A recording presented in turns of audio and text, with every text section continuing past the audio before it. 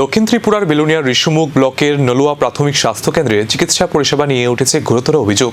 নির্ধারিত ডিউটি থাকা সত্ত্বেও চিকিৎসক অনুপস্থিত, নেই নার্স ও ফার্মাসিস্টও।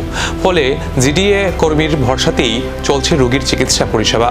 স্বাস্থ্য কেন্দ্রে দুজন চিকিৎসক নিযুক্ত রয়েছেন, এমওআইসি ডক্টর গোবিন্দ ভূমিজ এবং ডক্টর রাজেশ ত্রিপুরা। অভিযোগ, ডক্টর রাজেশ ত্রিপুরা নির্ধারিত ডিউটির দিনও স্বাস্থ্যকেন্দ্রে উপস্থিত ছিলেন না।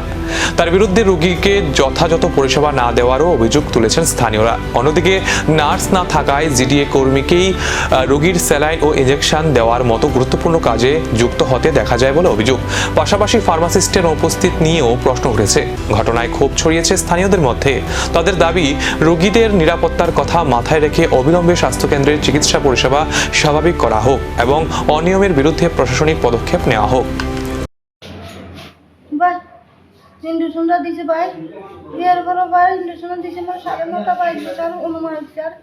এরপরে স্যার আমার মারে ডাক দিছি, মা ঘুমাইছিল আর এক বেটি রাতে ডাক দিয়েছি। মামার কাছে এসে স্যার আমার কাটা হাত দিয়ে সাবি দিচ্ছে স্যার, আমার কাঁপানি দিচ্ছে স্যার। আমার মা যায় স্যার ডাকে, স্যারেরা আমার মারে স্যার ইশারা দিয়ে স্যার কইছে যাইতে গো স্যার। আমার মা চলে গেছে স্যার। কে কইছে? স্যারা কইছে স্যার, রাকেশ ত্রিপুরা। উনি আইছেন না এখানে? না স্যার, আমরা দেখতে পাইছেন না? না স্যার, আর আসলে স্যার আমার মারে স্যার ইশারা দিয়া চলে গেলে হয়েছে স্যার। এটা আমার মা স্যার, ঠিক আছে? আমার মারে আমার মা কই দিকে স্যার ভাই আমার কাঁপানি উঠছে ভাই।